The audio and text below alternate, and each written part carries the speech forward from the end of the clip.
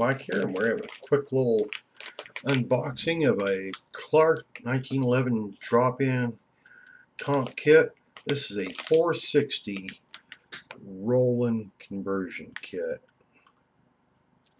and what this does, gives you 44 Magnum power from a standard 1911 handgun like this. They also make these for Glock, and I think maybe Springfield XD or other pistols like that. Frankly, I don't care. I don't own one. Okay, and there's the barrel with its bushing. You got everything. Got the link on there. This is basically an unboxing, so. And very good looking workmanship. And I notice the Clark doesn't have the writing on the end like the Rowlands do. So I guess, you know, make my day. And that bushing just sort of locks right in there. So that locks that bushing in place.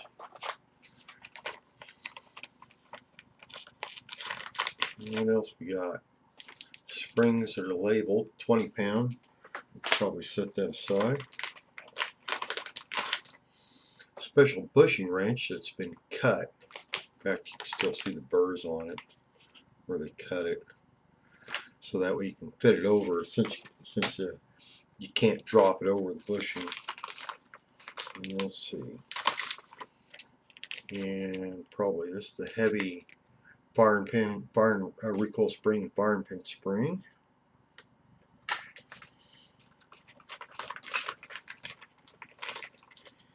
And let's see, recoil plug, recoil buffer, and a guide rod for that nice big spring. So here's all that. And it's in a Ziploc baggie. And instructions.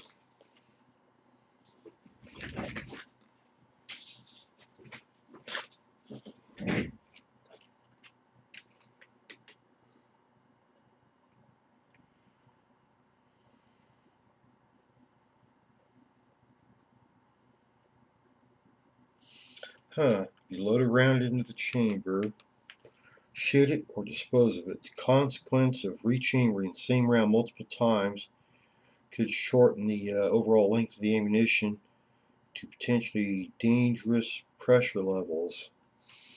You know, that could probably happen with any handgun.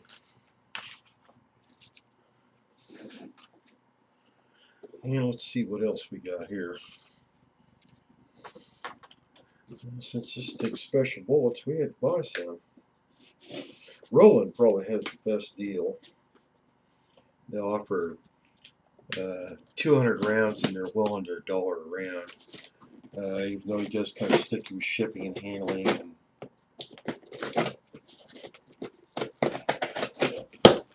And they're 200 round boxes, so that gives you plenty of ammo.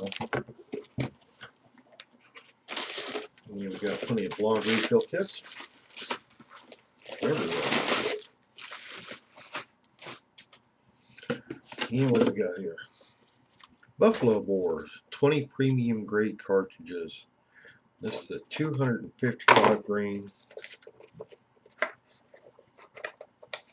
Can get the box open. Anyway. I want to make sure those aren't damaged. They're way down inside there. And here we are. Yeah, that's a substantially longer case. And big old fat bullet. Kind of looks more like 45 Colt than it does ACP. Kind of that style of the bullet. And let's see what we got here. 230 grain. Flat nose hollow point.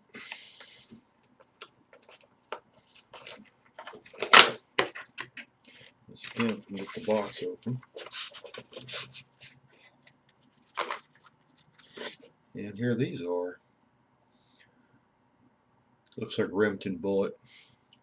Kind of has that gold green kind of look to it. And it's rated, and this looks like regular hollow point. Not very deep either. I think they're probably bonded.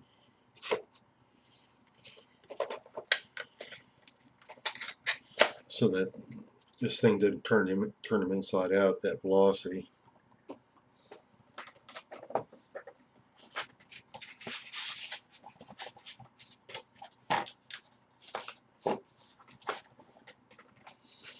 And these go right here. Yeah, it looks like their head spacing okay.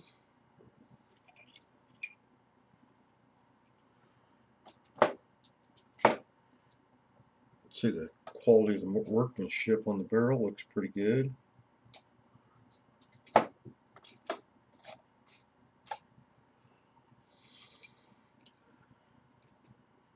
Compensator not too bad. I think I would have been happier if they would have polished the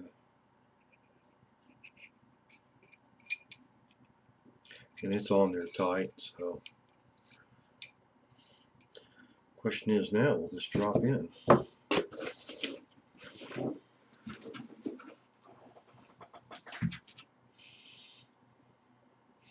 This thing's always been a booger.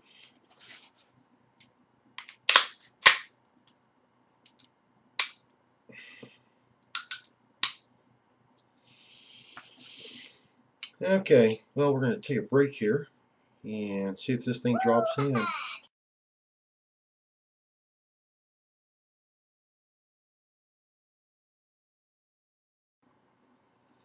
Okay, last week I shot a video showing you the kit, 460 Rowland kit, and then this week it's installed. I do it, they say drop-in barrel, but I do a little fitting on it, most on the sides of the hood, and especially on the locking lugs. Luck I had a slide stop that was a little bit undersized. I had a couple of slide stops I bought on eBay for I was going to build a 45 a few years back, and found this one's just a hair undersized, so that helped me go ahead and fit the lugs on this. Anyway, well, just recap here. This is a 460 Rowland, and this is the cartridge. I don't know if you can see here. There's just so slight different length in the case. The 460 Rowland's a little longer, but the overall length is the same as a stock 45. So you use your slide, your frame, pretty much your everything, except for the parts you take out to be your barrel, your old recoil spring guide and recoil spring. And in this case, I swapped out the slide stop. That was only to help expedite the fitting. Their guide rod's 2-piece, and you screw it in here with your Allen. It's got one whopper of a 26-pound spring in there, and let me tell you, that was a real monster to get in there. You watch the assembly videos on YouTube, about drive you nuts. Just something I didn't realize. I couldn't get the gun unlocked. It was obviously fitting too tight, and also on their barrel had more of a pronounced lump there that needed to be taken off. That thing needed to be taken off, and of course fitted right there on the lugs. A little bit of fitting there, and a whole bunch there, and also right where the run out is, on the locking lugs up here, a little bit of run out had to be polished out, and also just used a Sharpie, which is poor man's Dykem, and worked on the sides and on the run out, a little bit on the locking lugs to make sure to get them up in there. And then of course relieving this area and fitting these on the link. The stock link, I think was supplied, was a number 2, whatever that means, which is smaller than a number 4 I had in stock. Remember, all these links do, these don't help with lockup. What these do is unlock it. That's what the link does. It's, you know, when all this goes yanking back, that's the whole job of that link, is to unlock the barrel. So if it's too long, you're hurting yourself. The what makes this thing go all the way up into battery is the slide stop sitting right there. Actually, to fire, it didn't even need that link pin. So that's what pushes the locking lugs up into position. It's this little part right here. You just don't want to get too carried away with taking metal off of it. Anyway, reassembling this thing, you have to compress the spring, and that's one thing I found was the pressing on their rod. Was I found my old barrel fit right over their kit, and that way I was able to push on it. If you look in your video, and he uses his thumb. My thumb is still hurting when I tried to do that. You know, I don't know how many times the recoil spring guide went flying across the room. So I just laid the slide down on a carpeted bench and pushed on it with this, and you kind of keep your hand over it to keep all that crap contained inside there, and then kind of look at it and make sure you're getting the little dog ears on this faced where they're supposed to go. It's a real pain in the ass to get it assembled, and this is not one of those things where you just quickly field strip with your fingers. That just doesn't. We're going to shoot this thing till it gets nice and dirty, till it stops functioning, and then we'll take it apart. I think as hot as this 460 Rowland is, this gun has some sentimental value, so I'm going to shoot it in this for a little while for deer hunting, and maybe buy a Springfield Armory. You know, so I'm going to pick up a $500 or $600 45 and do this. In any case, it seems to be fitting up. I managed to get it where it not clicking. Fitted it up where it was just barely not quite going closed, and then I just filled it up with Jeweler's Rouge inside there and just kept playing with it all week long, and getting it to fit. It's an empty mag, the slide stop. Having that extra slide stop that was a hair undersized, that helped a lot. And that way I didn't have to take so much meat off that barrel. And plus, if I ever want to refit this to another gun, I've still got an extra 2.5 to 3 thousandths on there. Since the slide stop is 5 thousandths undersized, but you're only fitting half of it, would be the radius. So I still have 2.5 thousandths left on the bottom of that barrel so I can refit this to another weapon. Anyway, we're looking forward to having 44 Magnum performance. Got my deer permit. Got a place to hunt over in Jetmore. And I've hunted with a pistol in the past. Both the Ruger Red Hawk and TC Contender. I think here's a really old photograph of where I'd shot a deer with a TC Contender. That was in 730 waters, which is a 30-30 with the shoulder blown out and neck down to 7mm. Pretty cool cartridge.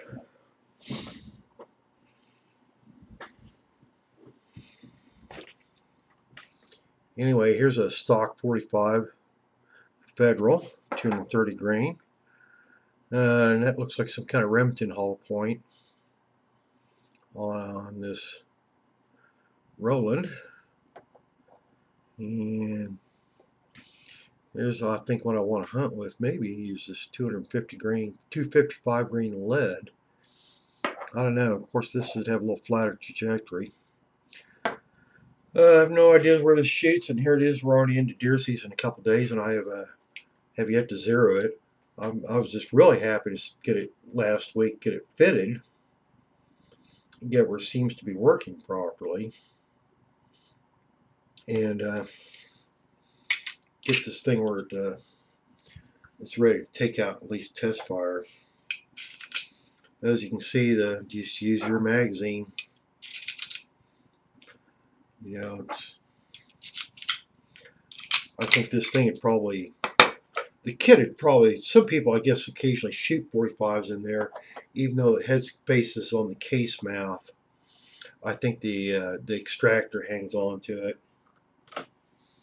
Anyway, I've looked at hand loading this thing, and well, you'd have to trickle every load, because it seems like in between the starting load and the finish load is like 3/10 of a grain of whatever powder they suggest. So whatever it is they're using is pretty concentrated. I think I'm just going to buy some more factory ammo for this thing. I've got 40 rounds of each, and Rowland also offers a variety of ammo, and their stuff is way under $1 a round, so that's in line with, you know, buying 45 ammo, depending on what you're getting. Anyway, I bought a Kimber, so I thought, well, I have two 45 automatics, and here's deer season. I do like hunting with a pistol, so there we go. This thing's ready to go. Let's see, something else came with the kit with the firing pin return spring. It was quite a bit longer than one I had in there. So I just can't wait to get out and test fire this thing.